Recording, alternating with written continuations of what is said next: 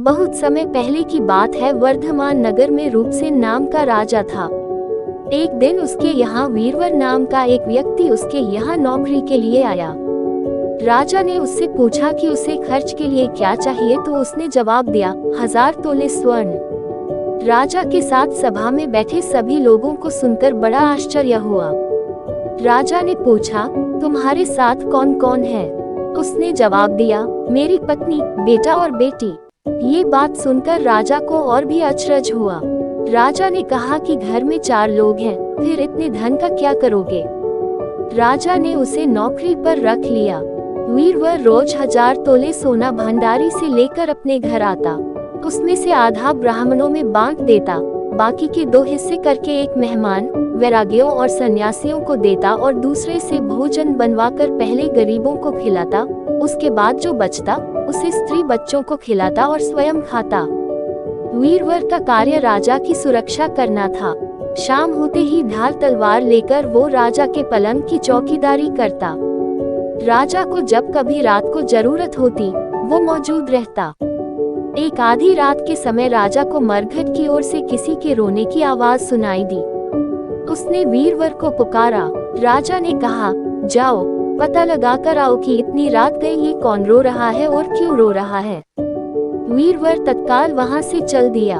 मरघट में जाकर देखता क्या है कि सिर से पांव तक एक स्त्री गहनों से लदी कभी नाचती है, कभी कूदती है और सिर पीट पीट कर रोती है, लेकिन उसकी आंखों में एक आंसू भी नहीं था।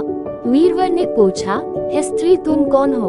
क्यों रो रही हो? स्त्री ने कहा, मैं राजलक्ष्मी हूँ। रोती इसलिए हूँ कि राजा विक्रम के घर में खोटे काम होते हैं, इसलिए वहाँ दरिद्रता का डेरा पड़ने वाला है। मैं वहाँ से चली जाऊंगी और राजा दुखी होकर 1 महीने में मर जाएगा। स्त्री की बात सुनकर वीरवर ने पूछा, इससे बचने का कोई उपाय है? स्त्री बोली, हाँ है। यहाँ से पूरब में 1 योजन पर एक देवी का मंदिर है।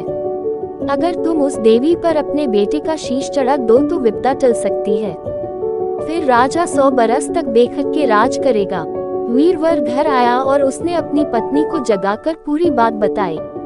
स्त्री ने बेटे को जगाया, बेटी भी जाग पड़ी। जब बालक ने बात सुनी तो वह खुश होकर बोला, आप मेरा शीश काटकर जरूर चढ़ा दें। एक तो आपकी आज्ञा, दूसरे स्वामी का काम, तीसरे ही देव देवता पर चढ़े, इससे बढ़कर बात और क्या होगी?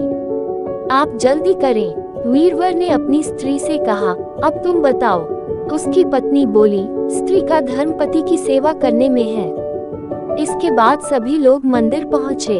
वीरवर ने हाथ जोड़कर कहा, हे देवी, मैं अपने बेटे की बलि देता हूँ। मेरे राजा की 100 बरस की उम्र हो। इतना कहकर उसने तलवार से लड़के के सिर को धड़ से अलग कर दिया। भाई का ये हाल देखकर बहन ने भी तलवार से अपना सिर अलग कर डाला। बेटा बेटी चले गए तो दुखी माँ ने भी यही किया और अपनी गर्दन काट दी। वीरवर ने सोचा कि घर में कोई नहीं रहा तो मैं ही जीकर क्या करूँगा। उसने भी अपना सिर काट डाला। राजा को जब यह मालूम हुआ तो वह वहां आया। उसे बड़ा दुख हुआ कि उसके लिए 4 प्राणियों की जान चली गई। वह सोचने लगा कि ऐसा राज करने से धिक्कार है। ये सोच उसने तलवार उठा ली और जैसे ही अपना सिर काटने को हुआ कि देवी ने प्रकट होकर उसका हाथ पकड़ लिया। बोली, राजन, मैं तेरे साहस से प्रसन्न हूँ। तू जो वरदान मांगेगा मैं दूंगी। राजा ने कहा, देवी, आप प्रसन्न हैं तो इन सभी को फिर से जीवित कर दें। देवी ने सभी को एक ही क्षण में जीवित कर दिया। कहानी के बाद बेताल बोला, राजा बताओ, सबसे ज्यादा पुण्य किसका हुआ? राजा बोला, राजा का। बेताल ने पूछा, क्यों? राजा ने कहा, क्योंकि स्वामी के लिए सेवक का प्राण देना धर्म है, लेकिन किसी सेवक के लिए राजा का राजपद को छोड़ जान दे देना ये बहुत उत्तम उदाहरण है। ये सुनकर बेताल गायब हो गया और पेड़ पर जा लटका। राजा पीछे पीछे दौड़ा और बेताल को पुनः पकड़ कर लाया। इसके बाद बेताल ने चौथी कहानी प्रारंभ की।